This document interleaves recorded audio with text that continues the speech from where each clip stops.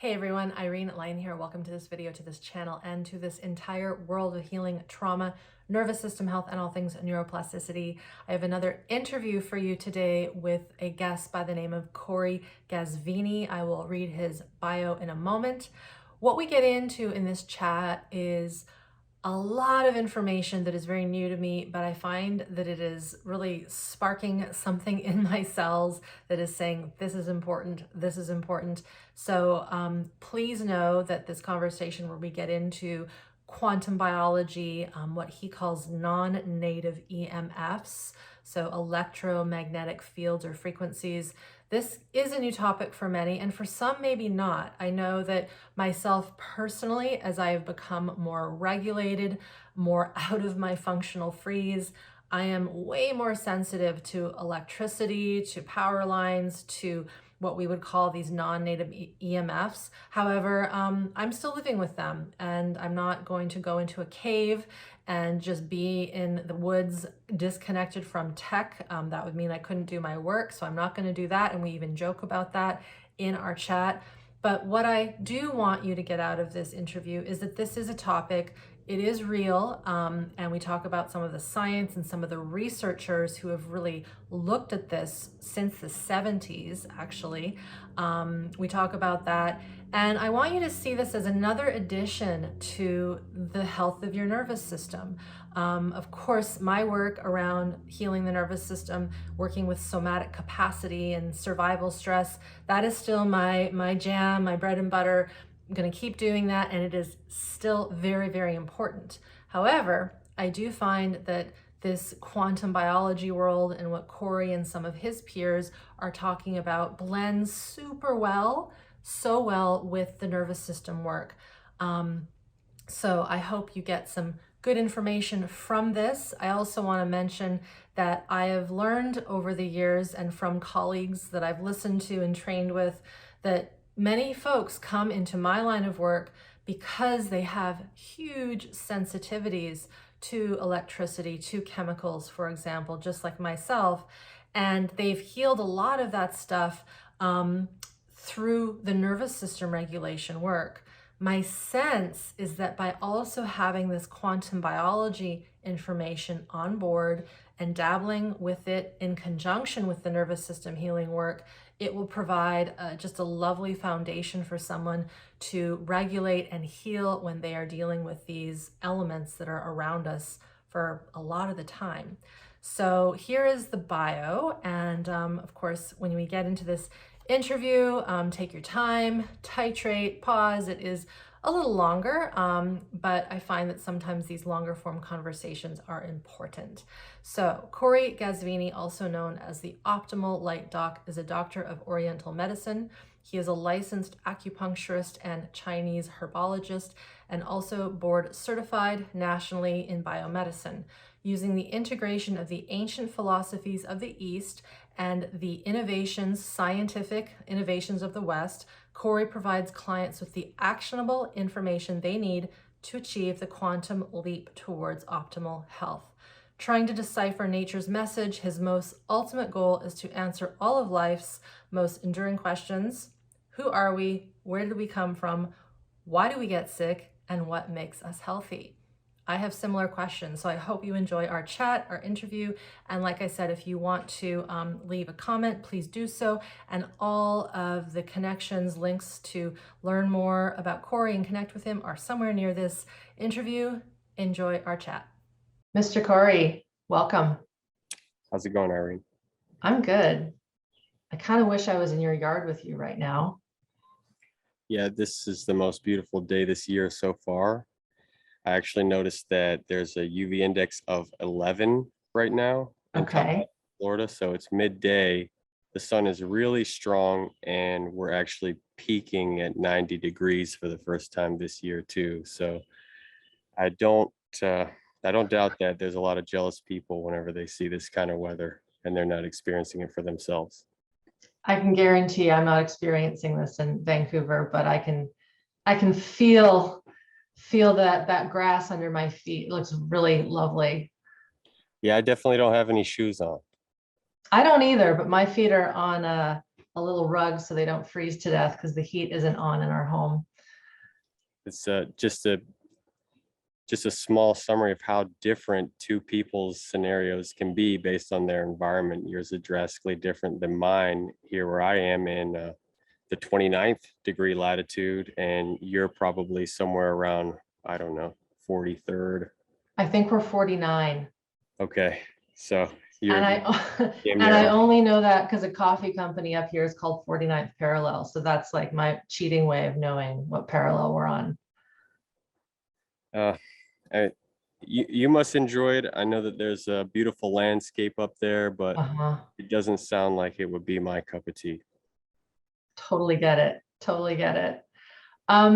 Let me first start by asking you to introduce yourself in your way. I've given people a little bit of an intro on my intro before this part of our talk, but tell people who you are, what you do, give them the proper pronunciation of your last name, and we'll dive into all the things we're going to talk about today. Okay, sure. I'm 33 years old. I live in Tallahassee, Florida, and the correct pronunciation of my name is Dr. Corey Ghazvini. That's actually a Persian name. My dad's from Iran, and my first name actually is Miran, and so that name is also an ancient Persian name. So we go way back. I got into this field from a young age because my dad himself is a chiropractor and a naturopathic doctor. So I was introduced to natural medicine from the beginning, and I always found it difficult to really understand some of the things that my dad talked about because he's very intellectual in his way of talking. So for me as a child, I just thought, well, maybe I'll just pack this in the briefcase and at some point I'll figure it out and know exactly what he was talking about. But for me, eventually I decided that I wanted to become an acupuncturist. If you want to get into the story of how that came along, it's really kind of complicated. I was a musician all the way through my 20s. Okay. I lived a very destructive lifestyle, as you would assume that a musician does. And not saying with drugs or anything, but just a lot of late night life surrounded by electromagnetic fields under artificial light and eating a bunch of really cheap food and things like that. And it didn't take very long until I was around 26 or 27 that I had some very obvious neurological problems. Yeah. I had a lot of twitches going on. I often had headaches that felt like a hangover on a daily basis. I was really slowing down. My comprehension was lacking. And for me to even try and read a paragraph of an article or a book was an exhausting feat.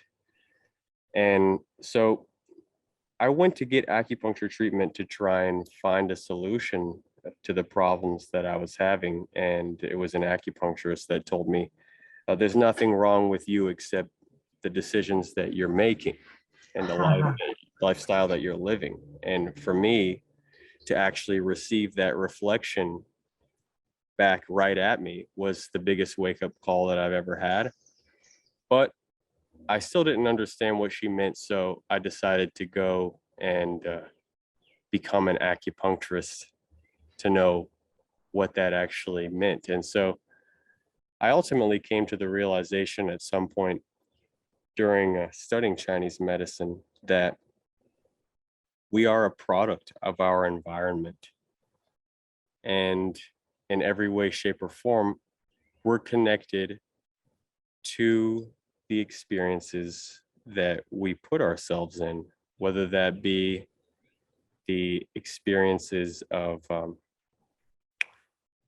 the physical world, the metaphysical world, or even based on human to human interaction. Food can be a huge component of that because that's literally a piece of our environment that we take and put inside of our body. But I eventually came to terms with the fact that our energetic environment, I would say, is the most altered part of the human existence. And it wasn't until I learned the information about artificial light versus sunlight, or how different forms of electromagnetic fields could alter the way that our biochemistry and biophysics are designed to perform, that I realized that acupuncture works extremely well, but it's not going to be the be all end all if I want to help anyone get better. And so as I learned more about these subjects, which has now been coined the term quantum biology, I started to realize that the people that truly adopted the advice that I gave them about changing their own lifestyle actually got better within a matter of weeks to months. And the people that didn't change their environment and didn't alter their lifestyle to be within the flow of the cycle of nature, their needle didn't really move at all. And if it did, it was only temporary, and their body went back into the same pattern.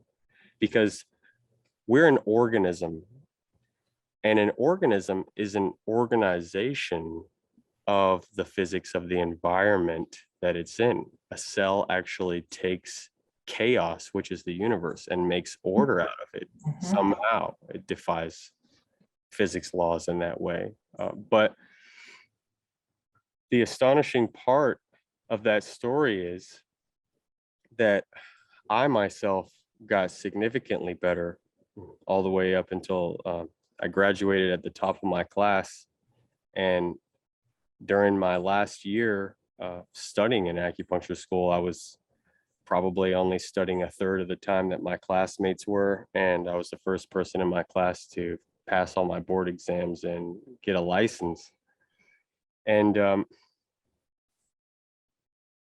I think that I could have earned a third degree in quantum biology if it was something that was offered on the internet, because I was doing so much self-education at the time. So I really think that with this platform here, with you and I having this discussion, and other opportunities that people have, if you're truly seeking out the real information on the internet, is miraculous in the way that you can educate yourself far beyond what the paradigm is actually laying out for you if you actually put in the work.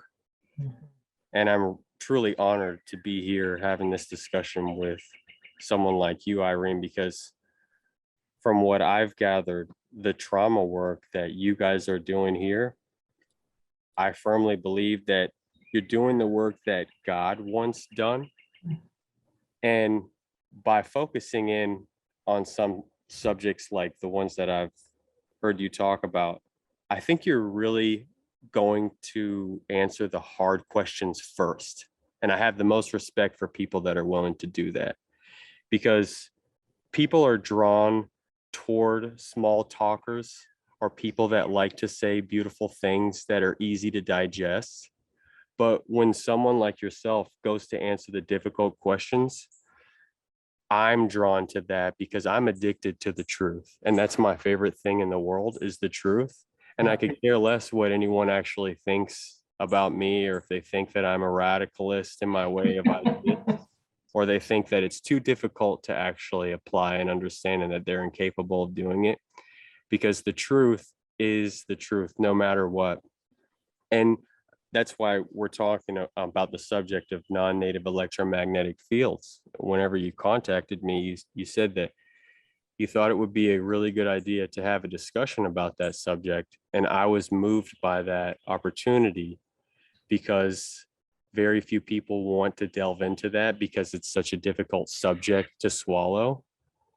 And if we can get the chance to face the difficult challenges first, to answer the difficult questions, speak about the difficult subjects, we are closer to the truth than people that want to dance to, the easy song until they can get little pieces here and there. Like, Irene, do you think it will help if I take elderberry this afternoon, or is chamomile tea going to help me fall asleep tonight? We're on the same page. An interesting, thank you. That was a wonderful intro, Corey. My husband is also trained in what I do, not by trade. He was a cook, chef, and a composer and percussionist by trade. He went to school to study composition. And I think you and him would get along really well, but he goes bonkers when he listens to anything or hears any top 40 music, and just that repetitive, you get it, that is so catchy and sticks in your head. And his music, which I will send you some because it's beautiful, is so complex. It is channeled, it is very multiverse, it is using all the instruments that he possibly can. And so I think that concept of asking the difficult questions and looking for the truth and really the mystery that is around us, but also the simplicity, when you're talking about the cell, how it takes the chaos and it organizes it. That's our lives. We have to organize that which is around us and then do with it. And if I think about the students that work with me who really thrive and are still with me some 8-10 years later, they can attest that the long, slow, methodical learning application, it's like becoming an apprentice of a master craft, like carpentry or metalwork or something like that, where you cannot get it in 1 year. It takes time. And I want to shift the gear to the EMF world, and let's talk about that. And I want to do an intro in a very different way. So when I learned about you, it was through Sarah Kleiner. And she is a student and she's now a good friend. And you had mentioned on her chat and we'll link her chat with you. I think you've done 2 near this video, this audio, so people can listen. But you mentioned this book titled, and I'll read it for those that are only listening, Going Somewhere, Truth About a Life in Science by Andrew Marino, PhD. And he is also a lawyer from what I've gathered in this book. And I was hoping to get through the whole book by the time our chat, but that just didn't happen, and that's okay.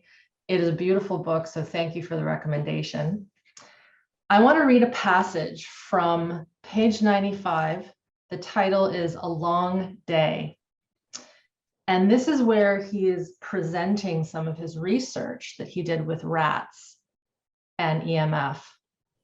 It's about half a page, so everyone, it's story time right now. So here's what he said. When I was called to give my talk, I told the audience about the rats with the bulging eyes and the mice with the abnormal chromosomes. When I finished and said thank you, I felt relieved that the slide projector had worked, satisfied with my delivery, and excited that I had been able to describe my work to the other investigators. So if you can recall, Corey, he was at a conference, I think in New York City, where all these people from around the world were presenting their information on EMF and all that kind of stuff. Right. But no one in the audience clapped. No one in the audience clapped, and no one asked any questions. That silence hadn't happened after any of the other talks during that day. Some people cleared their throats, and I heard what sounded like muffled snickers. After what seemed like a very long time, the German who had done the experiment with ink and bone said that what I had presented was, in quotes, conclusive proof. Conclusive proof. And I agreed. Then Minkin said, your work is a very interesting presentation of phenomenology, but what importance does it really have? What importance does it really have? He was what we called on Greenway Avenue a wise ass. He liked to poke people and watch them jump. I didn't like being poked, but I answered, I'm aware of no reports of, I'm so bad at this word, phenomenologic effects of EMFs of the type I studied on mammalian systems. Everything was quiet again for a few seconds, and then someone said, I suggest you read Pressman's book. Another wide ass, Marino says, I have read Pressman's book, I said, and my statement stands. So now I'm going to tell you another story, Corey.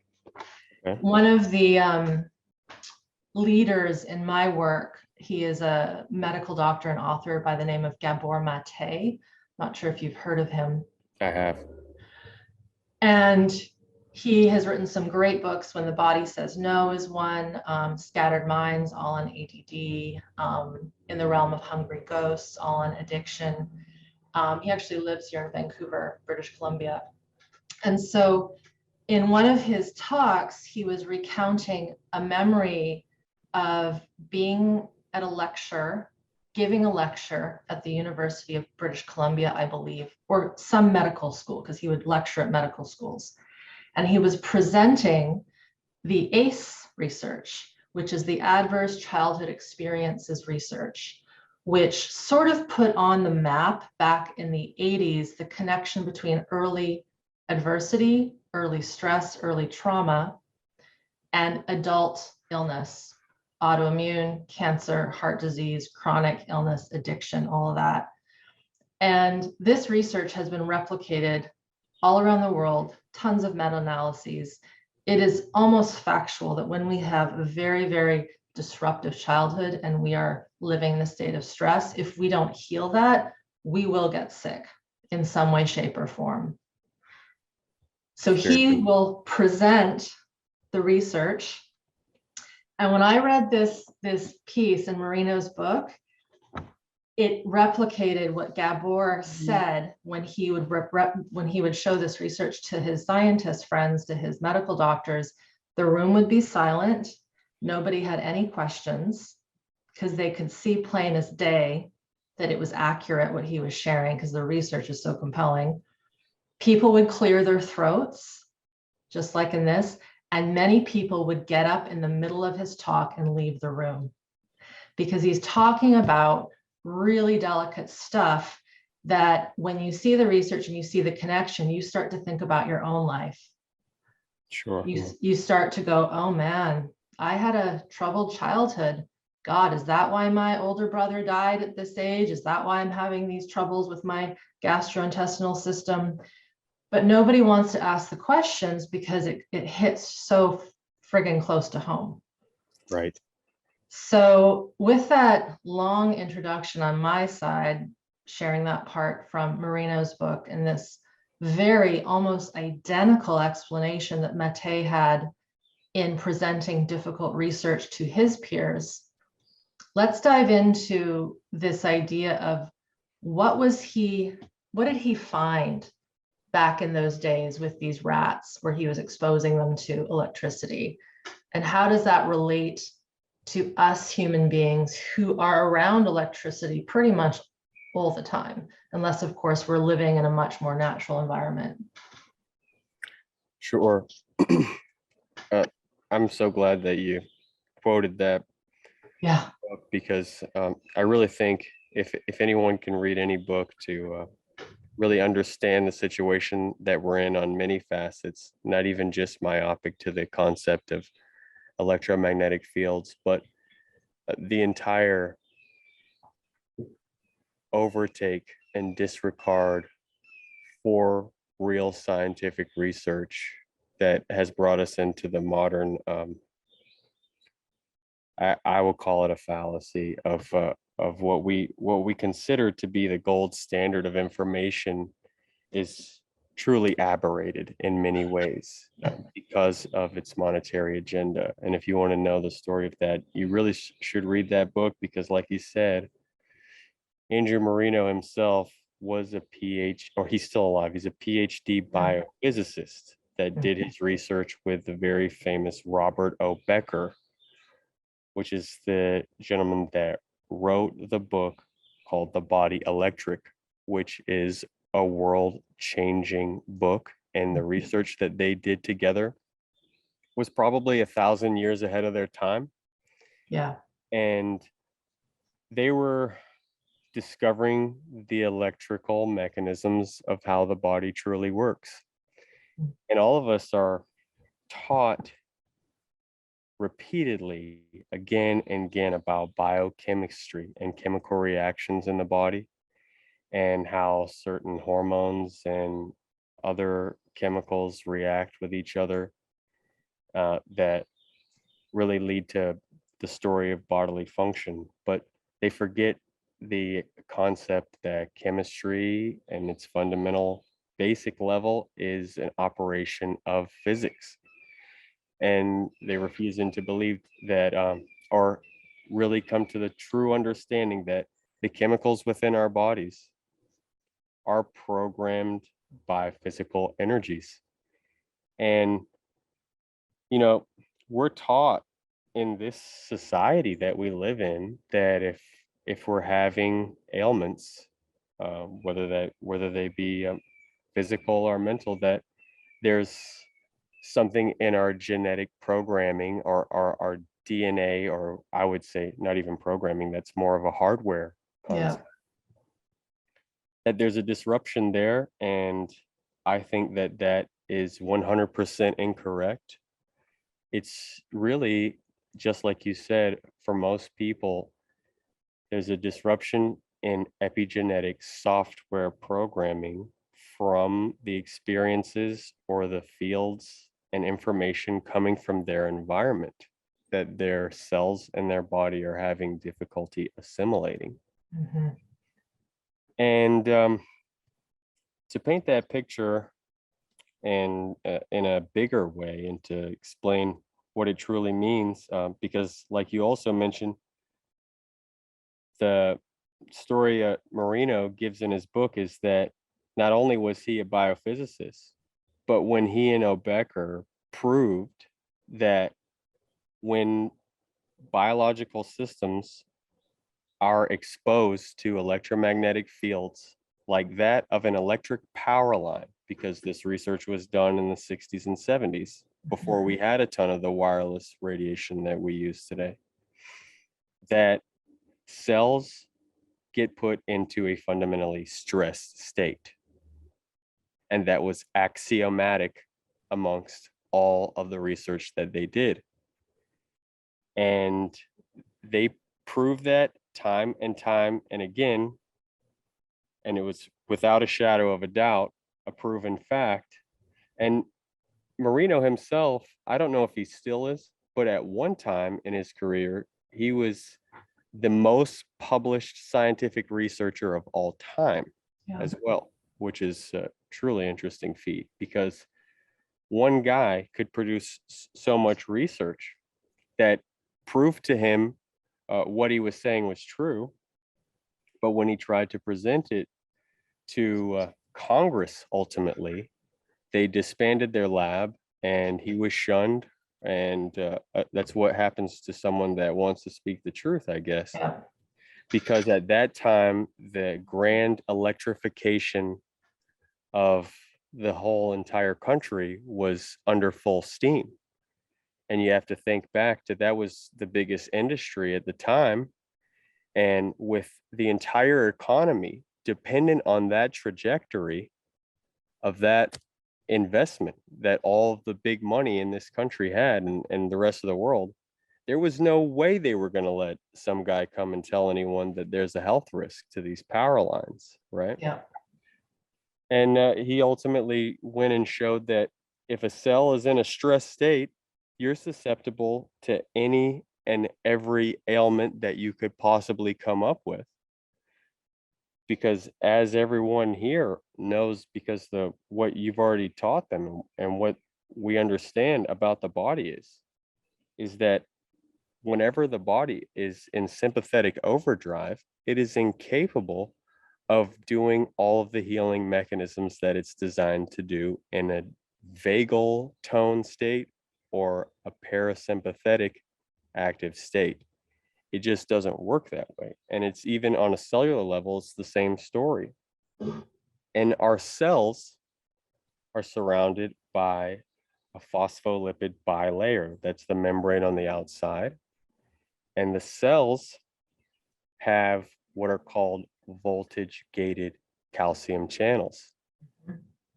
And any interference with those channels disrupts the calcium regulation, and you get what's called calcium influx, and it floods into the cell. And it turns out that destroys the entire pH of the cell, and it's toxic to mitochondria, which are the energetic component of the cell. And just by doing that alone, it destroys, it's like a wrecking ball throughout the entire body.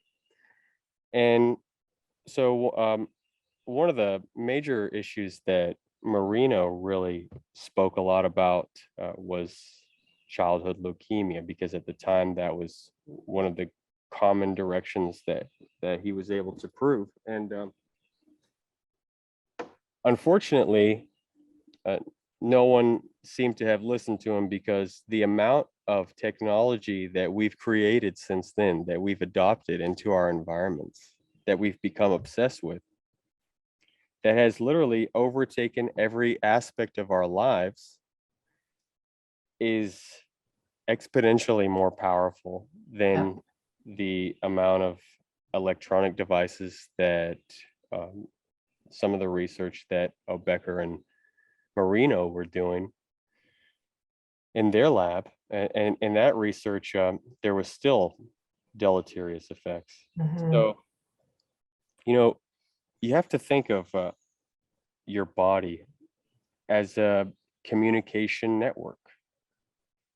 And we already know that this is true. And people assume that it ends at the microscopic level of biochemicals, right?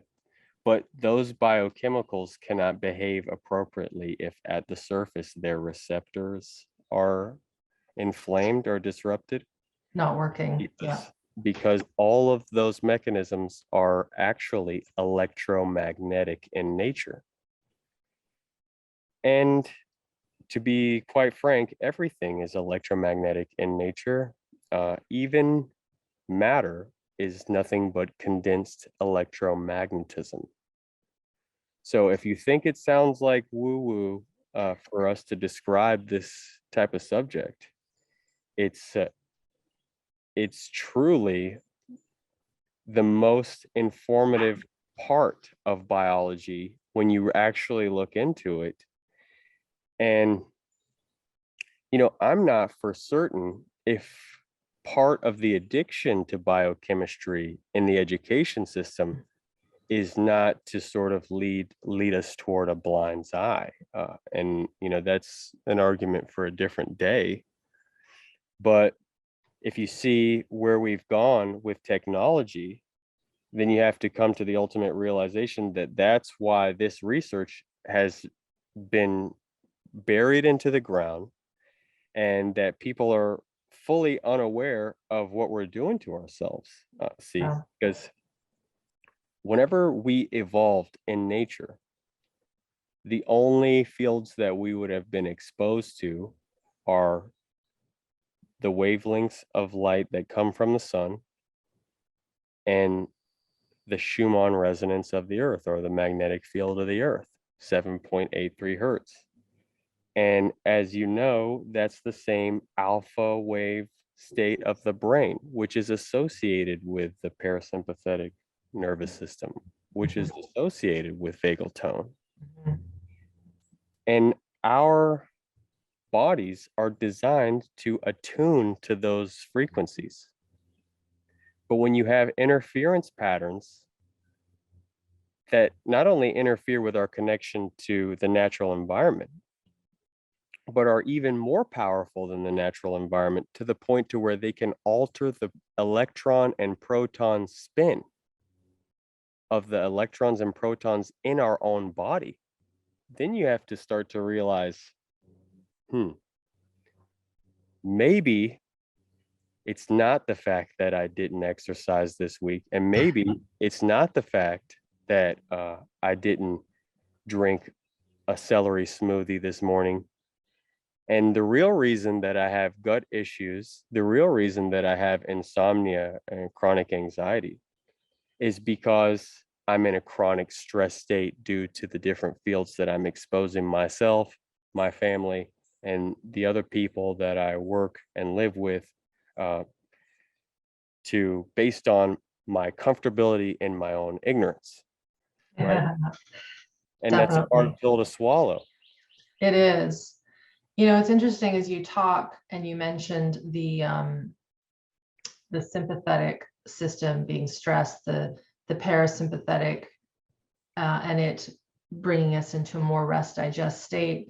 A lot of my viewers know that the other branch of the parasympathetic, the more dorsal, high tone dorsal branch, which is the one that a person is more tuned into if they're in a deep shutdown, a functional freeze, a somatic dissociation.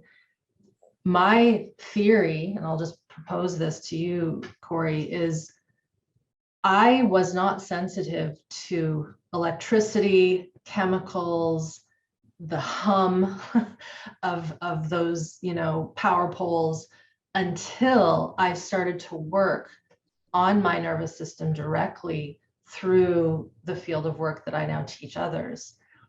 And my sense is I was not attuned to these harms because I was in a functional freeze. My shutdown response was so high due to my childhood and all of the insane things I did. I was more of an adrenaline junkie, paragliding, steep cliffs, skiing off of things, very, very tuned to wanting lots of sympathetic energy because I was so shut down in my physiology. And it wasn't until I started the somatic experiencing work that I started to even notice the sense of chemicals in a drugstore, for example, or putting my hand near an electrical socket and feeling the hum, or not, I really struggle now if I have to be in a hotel, because of all of the, the Wi-Fi, all of the things, the elevator, all the things. And so I wonder if one of the reasons why we're almost amnesic to these frequencies, and I want you to define EMF and non-native EMF in a second, but is it because we're just not tuned to our own body? We can't feel it internally. Therefore, we're not even going to know that a poison, whether it's invisible or real, is around us. Am I making sense with that? Totally making sense. Yeah, and I agree with you 100%, because that's exactly what I've experienced, and I've witnessed other people, other my patients and people that are close to me, because I've actually, as I've researched the subject and as I've applied it with my patients, I came, like I told you, based on my story, to the realization that the environment is really what's disrupting the hardware in the organism. Mm-hmm. And because that's what makes the needle move the most in my experience, I personally consider that my foremost agenda is to inform people and to go as far as I can with patient education, because I think that's the primary solution for us to heal ourselves. And I've gone into trying to find more people. I mean, it may sound strange, but I'm obsessed with finding the people that have these problems and meeting them and learning from them to Mm-hmm. see what information I can get on an individual level.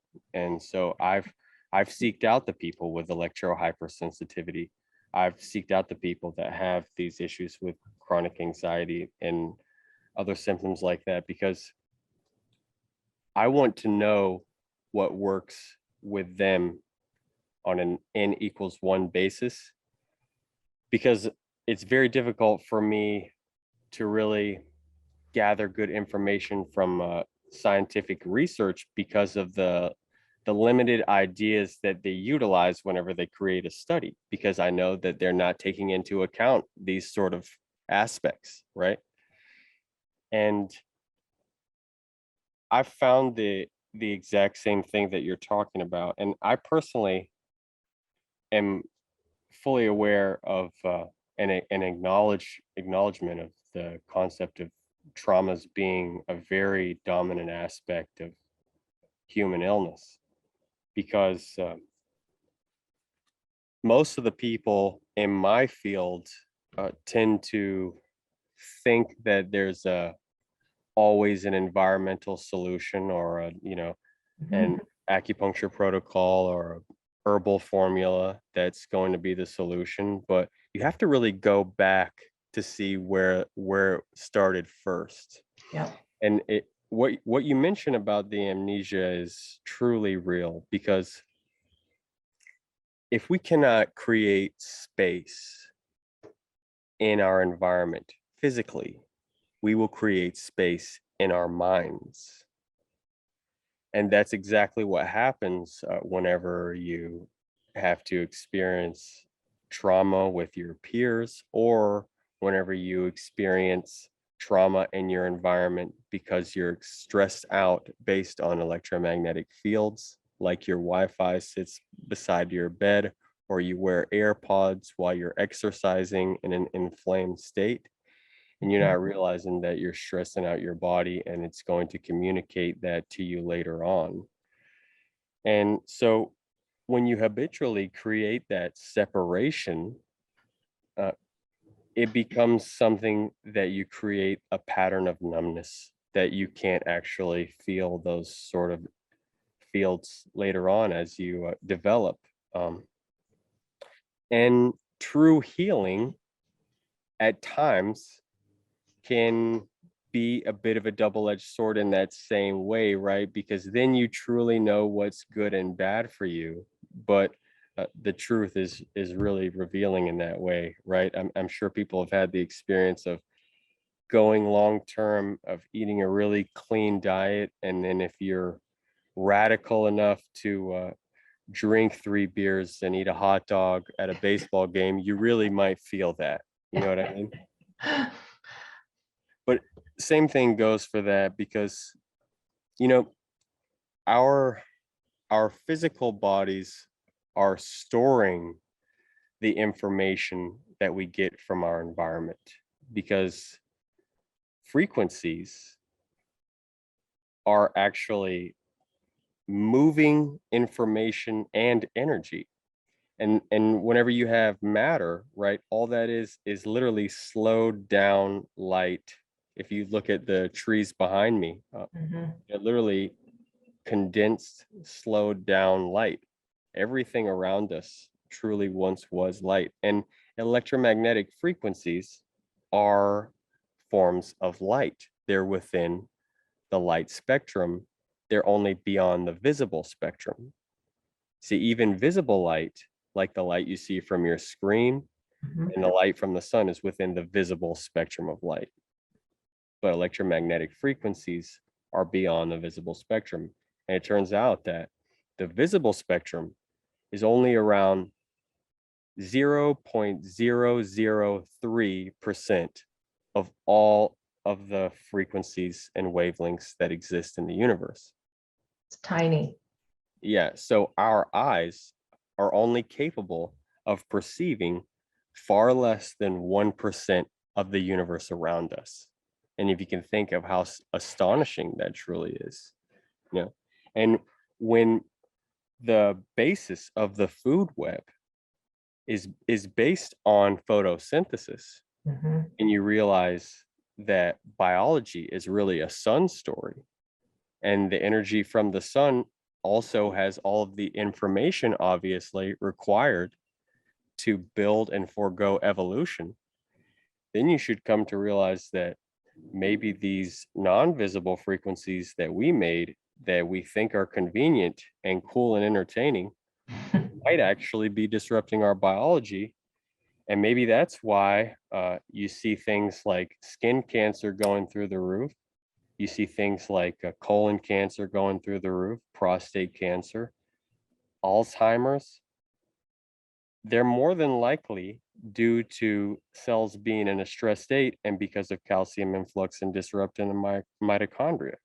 Everything that I do in my program, where I teach the quantum masterclass and I do one-on-one health education online, and even with my patients in the clinic here in private practice that I have in Tallahassee, I'm always trying to show people and convince them how and why where they got to in the current present time is due to the environment that they chose to put themselves in, and how they can benefit from repairing that situation going forward. Because it seems like a difficult challenge, but it's really not.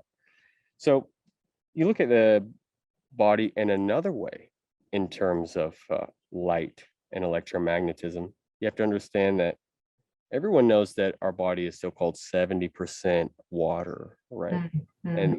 But on a cellular level, in the cell, 99% of the molecules are water, right? So truly, the living portion of our bodies is 99% water. And water absorbs and stores electromagnetic energy.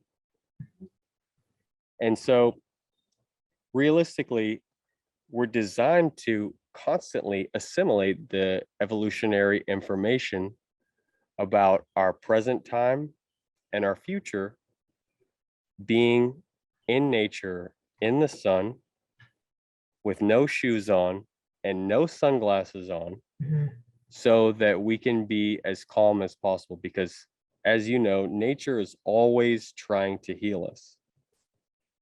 I've never seen anyone that's capable of going on a hike and having a mental breakdown or anxiety attack. It's interesting you say that, because, and to give people maybe a contextual example. So as you said, you're in Florida, I'm up here in Canada. When I learned a bit more about what we're calling quantum biology, circadian biology is another way that some people call it, but I prefer quantum.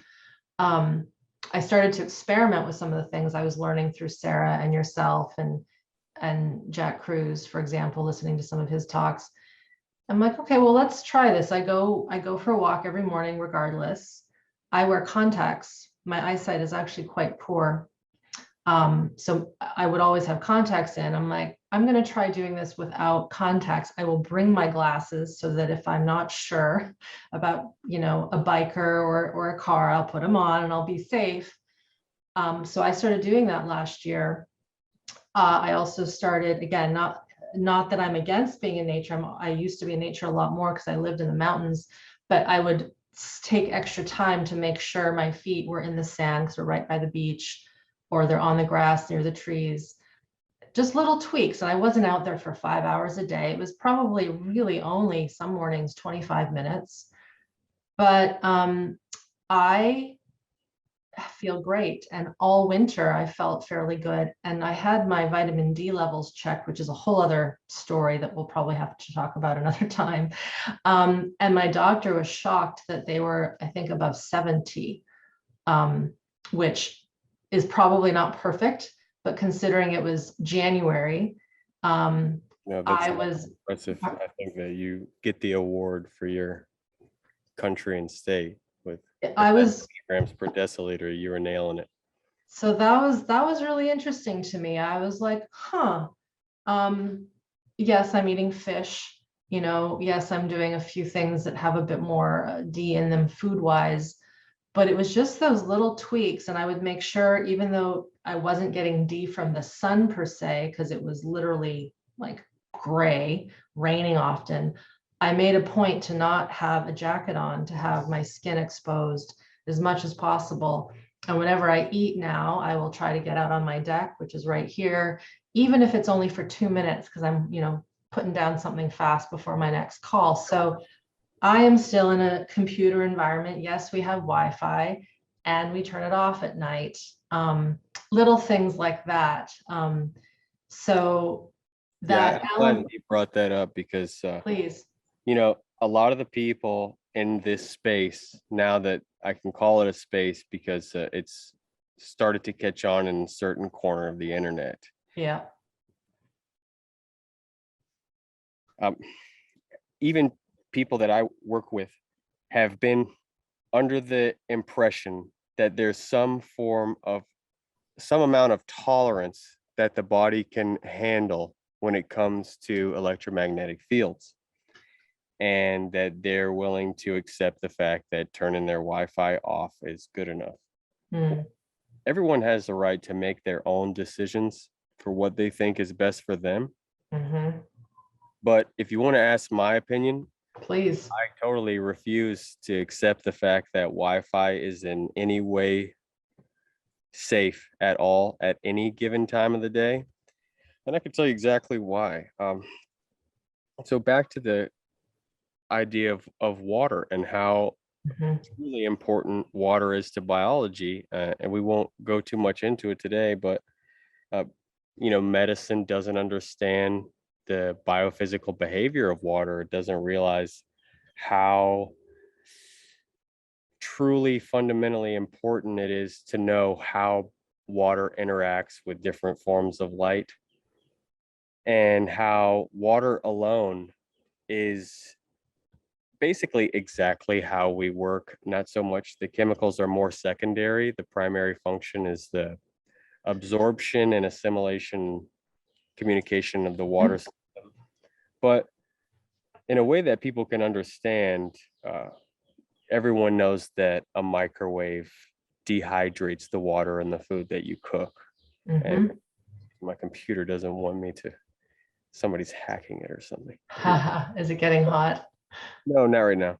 Good. And so the way that a microwave works is that it uses radiation beyond the visible spectrum, 2.45 gigahertz radiation, that because the water molecule is polar and has one positive side and one negative side, it changes the way that the water spins, and that creates heat in the food. The radiation that interacts with the water. And we know that if we don't cover our food with a wet paper towel, and I'm saying we in a way acting like that. You don't do it. I get it. The past 10 years. But I will tell you that everyone knows that it dehydrates, like, for example, steak. Whenever you eat it, it becomes dehydrated. Well, a Wi-Fi router, a cell phone, a Bluetooth device that you put in your head because you don't know any better. And I want to be very clear, because this is one thing that is epidemic right now, is they're called AirPods, right? Yeah, the AirPod is really like probably the dumbest thing that people could do for themselves, because these different devices all operate within the 2.45 gigahertz range. Just like a microwave. Just like a microwave oven, right? And what's even more radical is if you look into some of the research, there's obvious evidence in the exact wavelength spectrum around 2.45 gigahertz. The research that Big Pharma has done on animals in the labs, and the mice and the rats, for diabetes medication. One of the most common mechanisms used to induce insulin resistance is radiation via 2.45 gigahertz onto those animals. And that's the fastest way to make a mice or diabetic. Diabetic. just so they can do the research on the different chemical medications that they're creating. So I had to get a cell phone, and then I plugged that into the Ethernet cable that I'm using outside. Cool. Don't worry, I'm not radiating myself while speaking about radiation at the same time. You're very good. Continue on the thought. It was, I think I'm sure you remember what you were saying.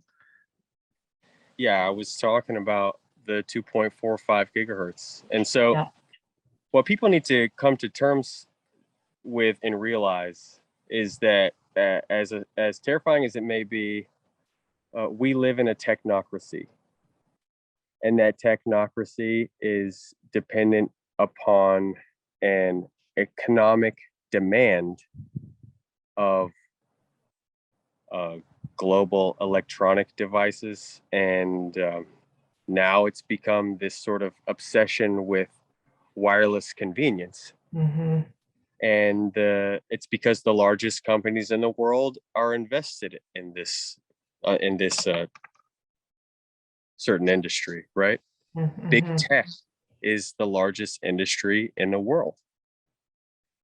And therefore, that may be the very reason why it's very difficult to find a publication that agrees upon the subject that I'm describing, or it may be the very reason why you haven't heard about it. But on that note, I'll assure you, spend some of your own valuable time confirming what I'm talking about to see if I'm full of shit. And you will find out that this is a very real situation. And, that's why I always use hardwired Ethernet. Yep. And I don't even have the cellular component on my cell phone turned on. If I want to use my phone, it has to be on a hardwired Ethernet for that very reason. And it's something that people find it easy to ignore because it's not within the mainstream. And it's very inconvenient to tell someone you need to go hardwire your internet, or you need to get a device to be able to measure to see if the areas that you spend time in your home are more damaging than others. Because, for example, your position where you're at toward the middle of the room, you're exposed to far less fields than if you have your back up against the wall next to the conduit, for example, because there are different types of fields that we can be exposed to. When electrons travel through electrical conduit or power lines, they generate a field around them. And those are called electrical fields and are more deleterious than what you would say is RF, or radio frequencies, which are wireless devices that we use, that people use with cell phones and people use with Apple Watch and all that. And then there are magnetic fields, which are even more of a serious issue because they're more penetrating and they have a more deleterious effect on the voltage gated calcium channels. But those are easier to avoid. What would that be? What would be an example of a magnetic field? Well, appliances will generate a magnetic field. When you have electrical devices that have moving components, they're more likely to generate a magnetic field. Also, your smart meter is going to generate a magnetic field. That's pretty obvious. Believe it or not, there's some small portion of magnetic fields that are emitted from using any type of earbuds in your ears, even the wired ones, because of the moving speakers very close to your body. But magnetic fields don't travel as long a distances as electrical fields or radio frequencies like the ones used in wireless devices. And I'm not trying to tell anyone to become a caveman. Yeah, exactly. But what I'm trying to point out is that there's a difference between living a life of nature and living a life of, which is, I consider it quite robotic, right? when our entire reality is based on these falsified wavelengths and frequencies that our body can't assimilate, and we're using our valuable time to get this message out. And that's actually stealing time from our biology by doing that, right? We're losing electrons by putting ourselves in front of these screens, but ultimately it's for the greater good. So the real idea I want to get into people's heads is you're not going to get told this by anyone that you think is cool, because it's not going to be a cool thing when there's money invested in you buying these products. Yeah. And I know that the people on this platform have very open minds. They open minds like an open parachute. So you're already most likely aware of the ideas that big pharma, that big agriculture try to slam into people's heads via the education system, based on the concept that it can't be the drugs and the food. There must be something wrong with your genes. Yeah. Well, now this industry has shifted into a technocracy, and I don't think that these people, in my opinion, are trying to do something harmful to human beings, but I just believe that money distorts people's reality, and they begin to think it's more important than karma for some reason or another, and they'll have to figure that out on their own path. But there's a delicate balance that we all need to find. And if you're going to use devices, if you're going to use the internet, you better make sure that you're using it for a productive reason. These are not forms of entertainment. Your cell phone, your TV, these things aren't toys. These are things that you can use to be productive with, to improve your life, to improve your family's lives. But if it's something that you're wasting your valuable time on, you're only stealing your own vitality from yourself, because it's disrupting the way that electrons and protons flow. And in mitochondria are functional based on electron flow. And when certain fields interfere with them, it destroys the way that we're able to produce energy in our mitochondria. What I'm thinking of, because there might be some folk here who have never even considered these frequencies, and not because they don't want to consider, it's just never entered into their scope of information. But the one area that I see different pockets, if I think about how in the nutrition industry, we're still trying to do the cleanup around being told that, for instance, cholesterol is bad for us. Still, after completely unscientific concept that was based on scientific publications that were literally falsified, right? Exactly. And that's a whole other, line of study that I actually, you would not know this, but when I originally did my master's work back in 2000, I had started it wanting to study the phospholipid bilayer and the ratio of omega-3 and 6 fat, and how that creates either a rigid bilayer or one that is fluid and very, very, super unsaturated. That, really?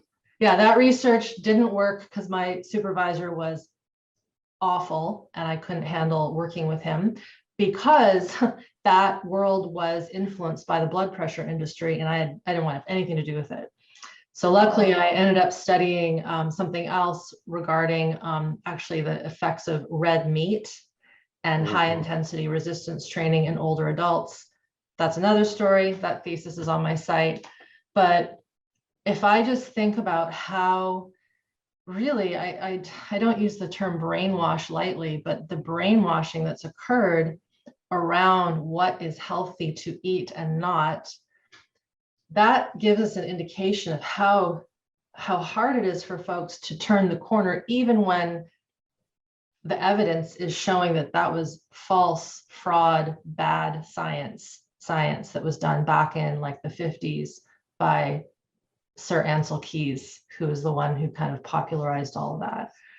And then if I go one more example further, Corey, even in my industry, to go back to what you were saying at the very beginning about my desire to be very truthful and not give people the cookie cutter memes that they want to see, and being very diligent at just educating the full story.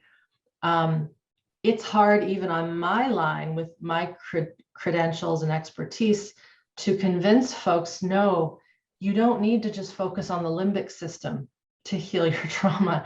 You need to focus on the whole entirety, the totality of your system and how it connects with the environment, which is a huge part of our teachings. And it's very invisible. And as some of my trainers, mentors would say, the brain to them is still an end organ. It's being influenced by the biophysics of the nervous system and how it's either firing in a stress state, firing in a shutdown state, or firing in a way that is actually in homeostasis and regulation. And I think that's why, for those listening, kind of going, whoa, this seems like a lot to take in. Trust me when I say to everyone listening, this is a very important piece, what Corey, what you and your colleagues are working with the quantum biology. But it takes a little time to let it sink in and think, okay, what can I do to shift my way of life? Because like you said, we're not saying to people, you got to go live in a cave and unplug everything and do that. It's not possible for many to do that. But I just wanted to put those two other pieces in to kind of form almost like a gel of how what you're working with is very similar to what I'm working with. I think they complement each other beautifully. And anyway, I just wanted to plug those two pieces in to make a comparison to other elements that some of my followers might already be aware of, to see how they connect. Hope that makes sense. It does. To me, it certainly does. And I like how whenever you speak on your protocols, it really comes down to facing what's really troubling you and facing reality, right? Rather than running away from it or ignoring it, and actually feeling the experience that your mind and body are communicating. And I know it's easy to just ignore the concept of non-native electromagnetic fields because of the fact that we can't see, hear, taste, or smell them. But if you're having disruption in your biology, if you're having disruption, especially in your sleep, if you're suffering from a disease, I guarantee you that it's part of the story. Yeah. And beyond that, we don't just have 5 or 6 senses like we're taught to believe. I mean, I think it's somewhere more along the lines of around 25 or 26 senses. I think we have, sonic, visio, tactile, olfactory, kinesthesia. We have a magnetic sense, a thermal sense, joint position, body position, moisture, and even time is a sense that we have. Because when we recall memories in our mind, we have the ability to have a sense of what time we are on the time track in our memory.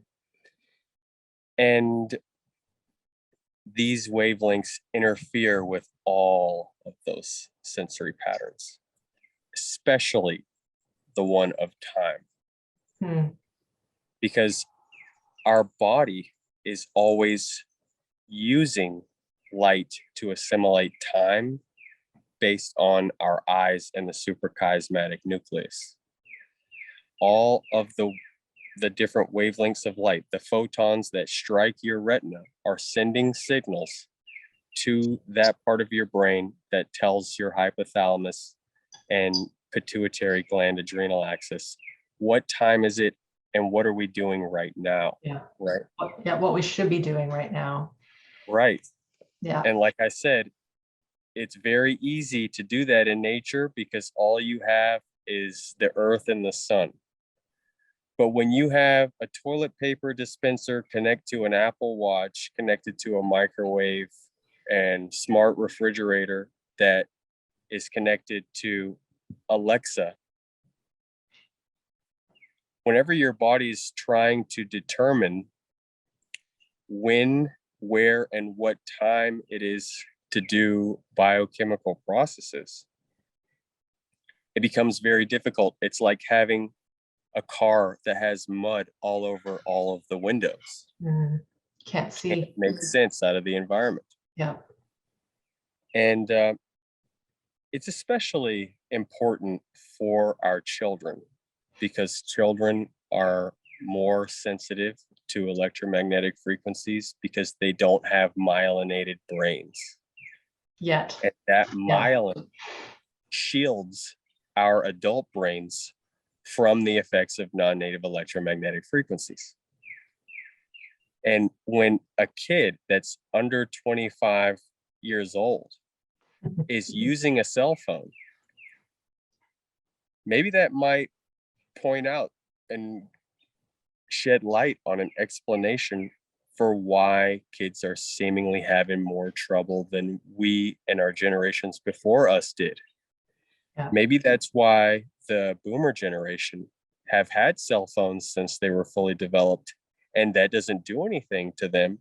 But now we have a generation of kids that are loaded with different behavioral issues that are very difficult to point out. Half of them are prescribed anxiety medications and all the other different types of medications. They have adrenal fatigue. They're having problems with depression, and suicide is becoming the number one issue for 25 and under. Yeah. And there most certainly has to be a psychological explanation for that as well. But in all reality, it's mostly due to non-native electromagnetic fields and how they just fundamentally put cells and organisms into a stress state. And I think that I'm not trying to in any way dilute the important work that all of you guys are doing here, because I'm totally on board with the integration, and I know that it's a very important part of it.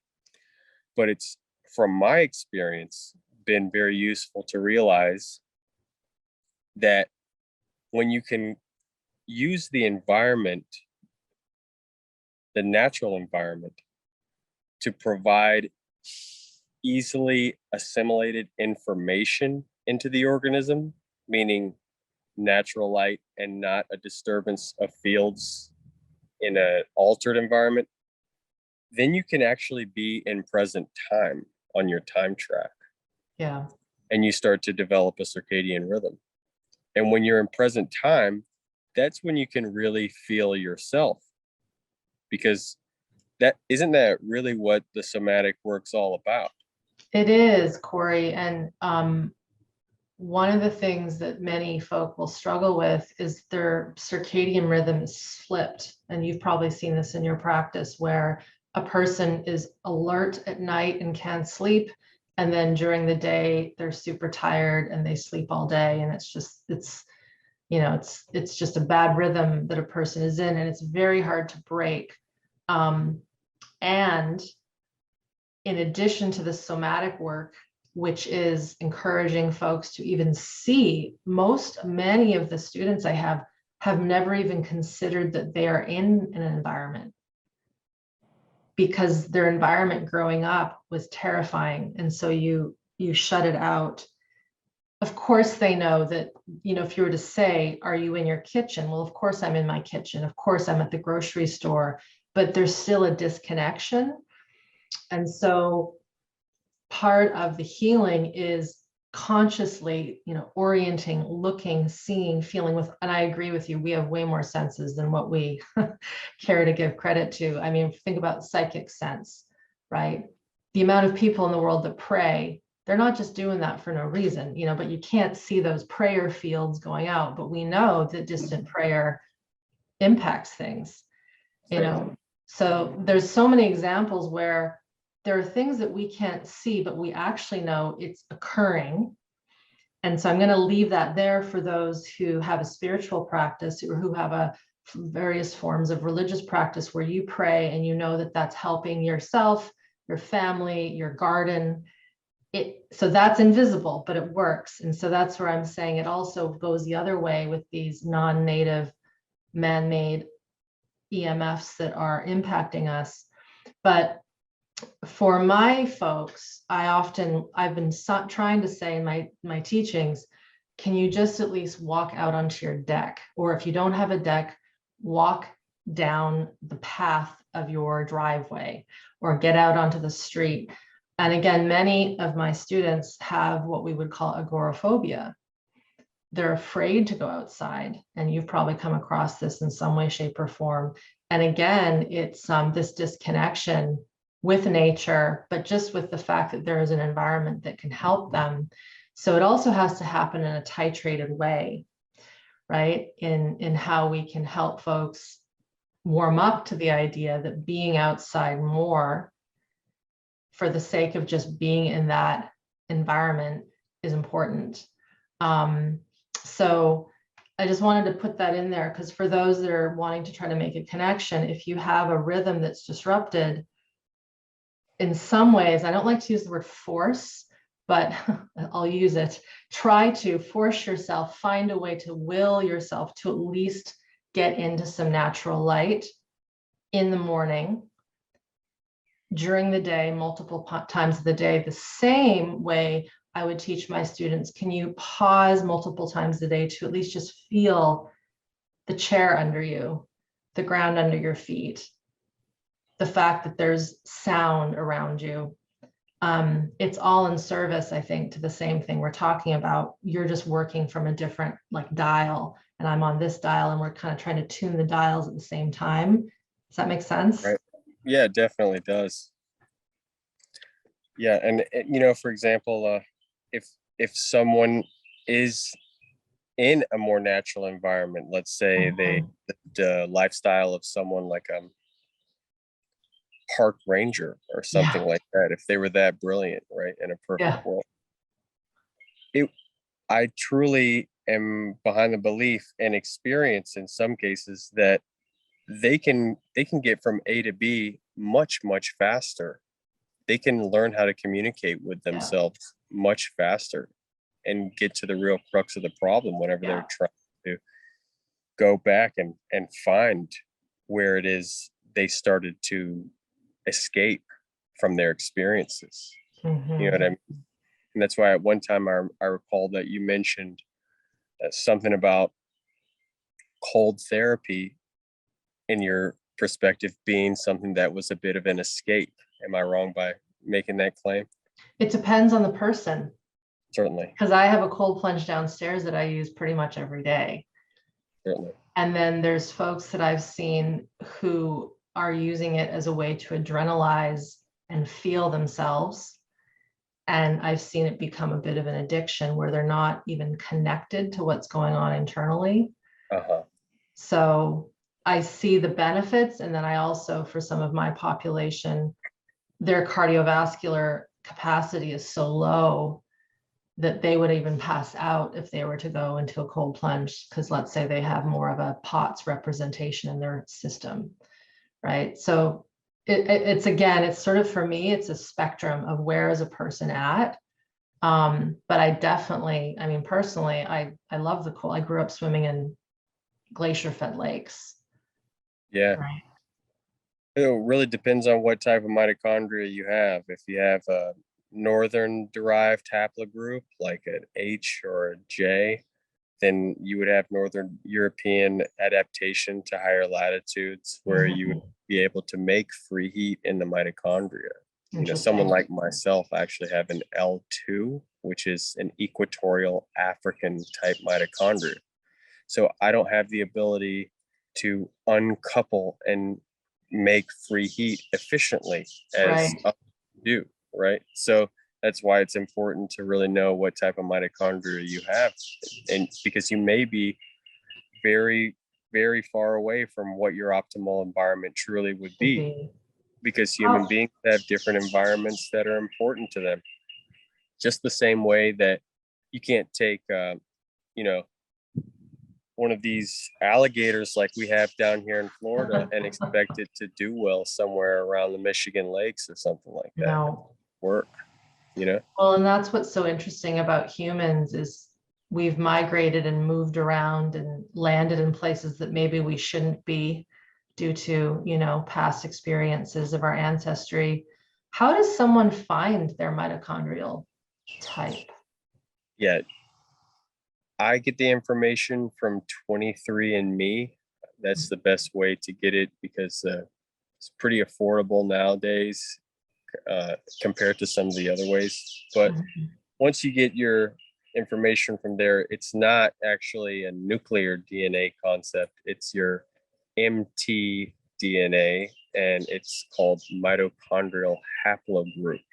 Haplogroup, yeah. And then you can determine whether you're tightly coupled or uncoupled, and that, amongst some other information that I teach people on the Quantum Masterclass, can really help you determine if your environment is right for you, because we're all biologically designed to be in certain environments, and certain environments can either be optimal or stressful.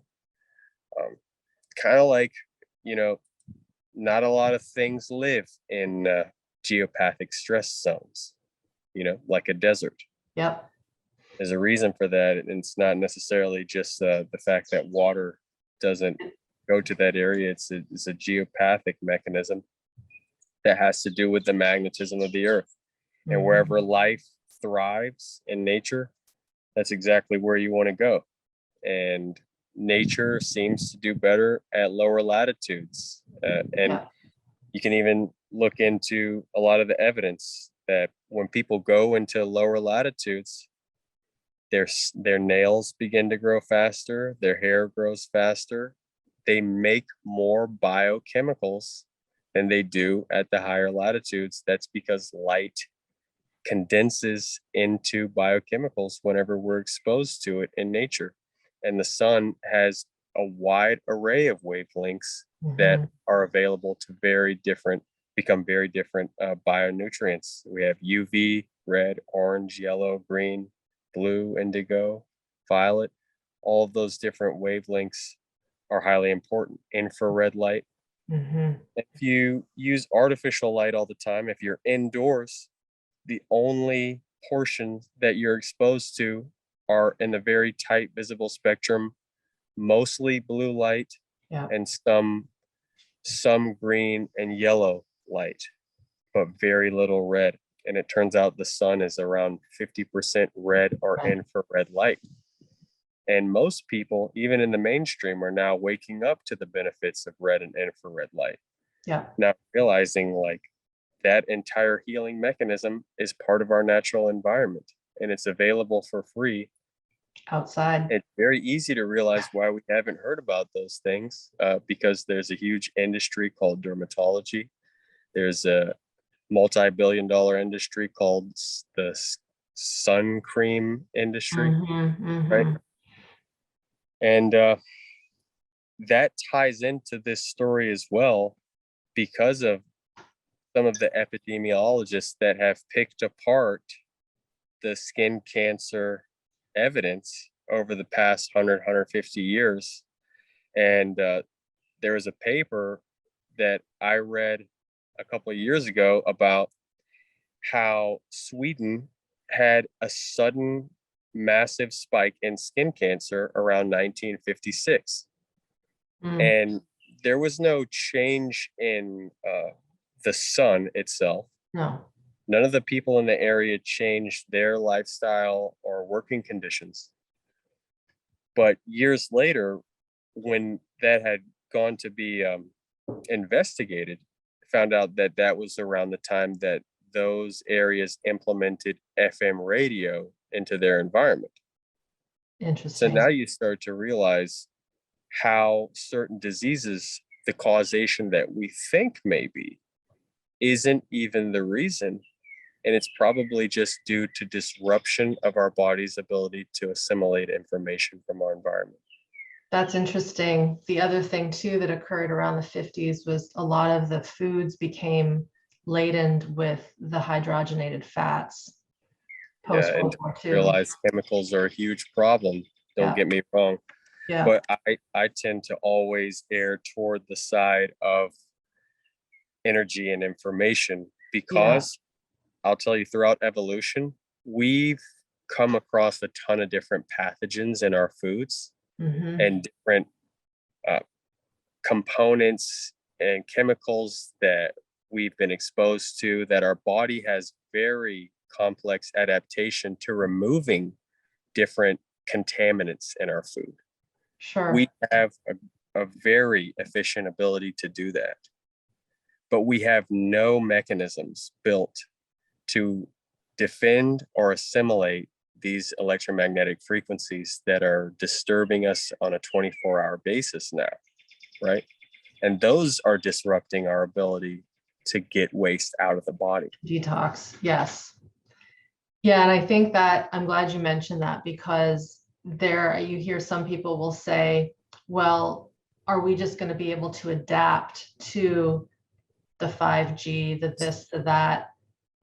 I'm not so sure. And I can tell that you're not in that camp, that there's no well, the adaptation is illness. No, actually, I think it's the adaptation is extreme to the point of being a potential extinction event. When you see the fertility rates dropping the way that they're dropping, when you see the neurological issues spiking like they're spiking, your brain is the most sensitive organ to your environment. And the first thing to go whenever you're in a chronically stressed state is your fertility. And non-native electromagnetic fields, they put their body in a stressed state. What does that mean? Hypercortisol. Yeah. That's very inflammatory. But not only that, cortisol runs through the same pathway that pregnenolone utilizes. So all of your important sex steroid hormones are all derived from a precursor hormone called pregnenolone. It turns out cortisol is also made from pregnenolone.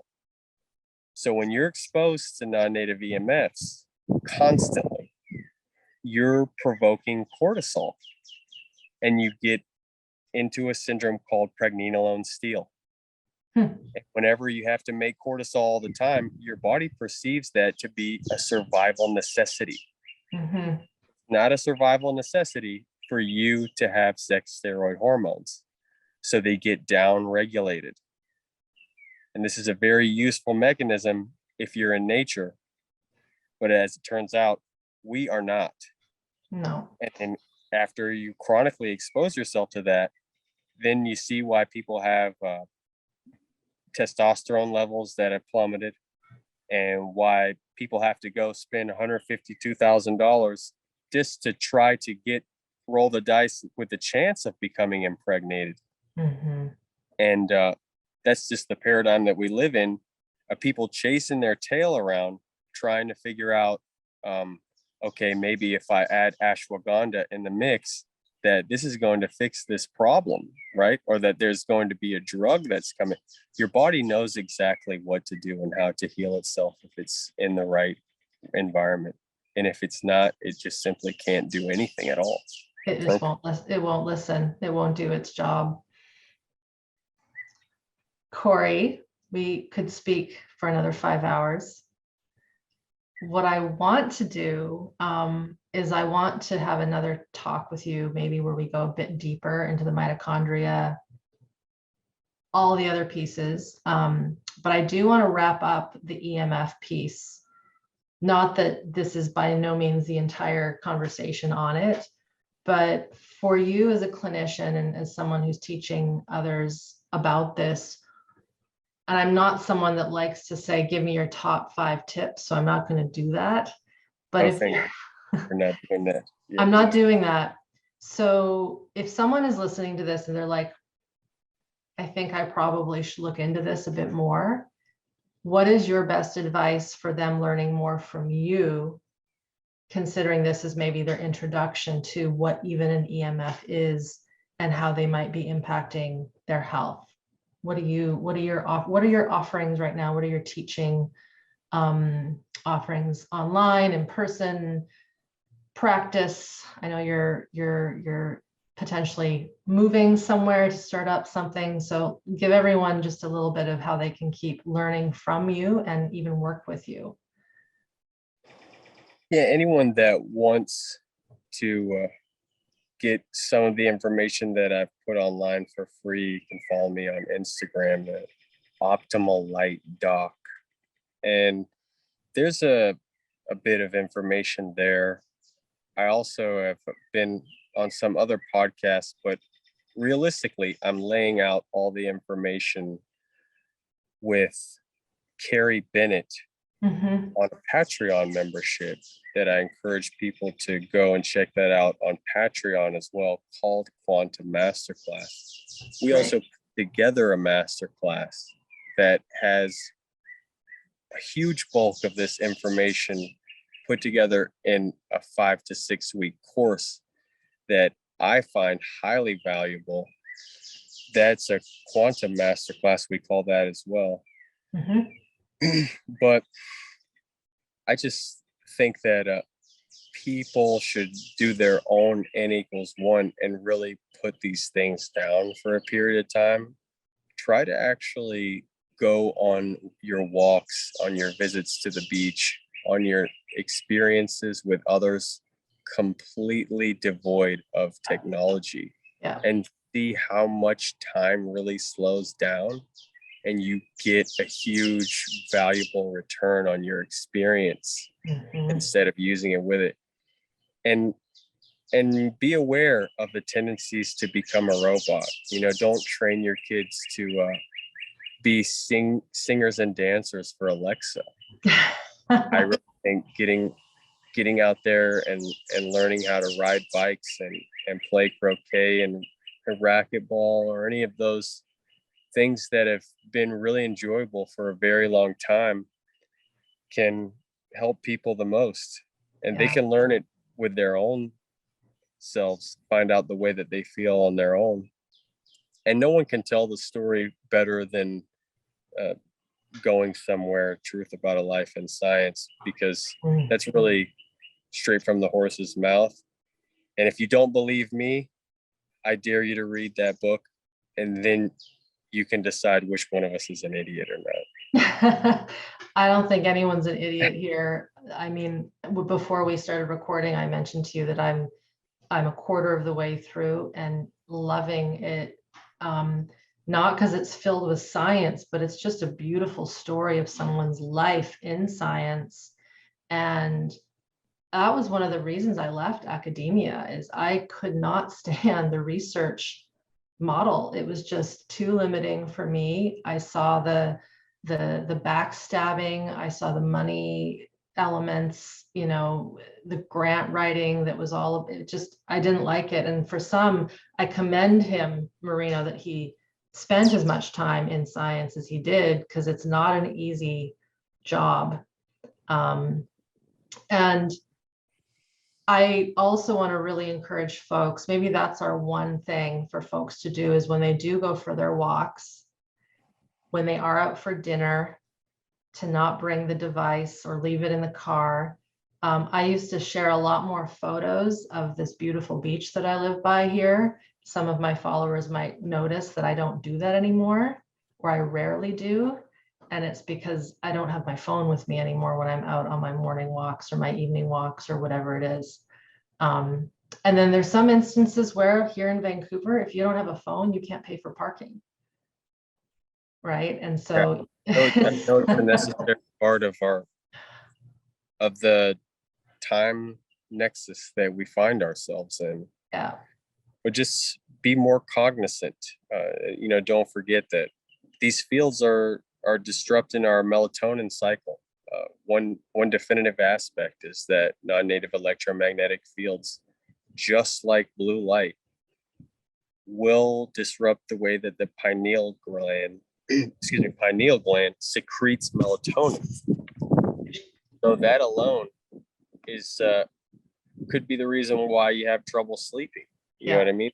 It could be the reason why at night, like you said, you don't feel relaxed and you wake up, you're shaken awake. It's because melatonin and cortisol are on an axis, and melatonin is what suppresses cortisol at night.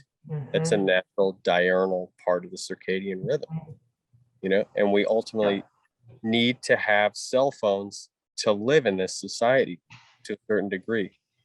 But at the very least, I say nighttime is always a no-go when it comes to screens and devices. Yeah. I'm working on it. I'm working on that desperately to try to get off of mine. I'm not perfect by any means. I don't pretend to be, but I have been noticing as I slowly shift my light day, I'm waking up earlier, more naturally, and I'm getting more tired at night earlier. I was always a night owl, so I'm really trying to shift that, because I know that if I don't, a lot of the other stuff I'm doing for my health, it's still good, but I know it's going to be slammed down by this exposure to the blue light. So I will encourage everyone to invest in some time with you guys over on Patreon to learn. Even if you just commit to learning a month of learning, that's probably a good chunk of time to get this into your a little more routinized with how you experience outdoors, how you understand some of these bigger concepts like melatonin and cortisol and mitochondria and all those things. Any final words, Corey, for folks who have made it this far on our chat? Yeah, just keep it real with yourself. It was a pleasure talking to you, Irene. It's an honor. Fun. Yeah, it was good to chat. We'll keep doing it. For the experience, and I look forward to talking to you next time. Definitely. Ciao. Later.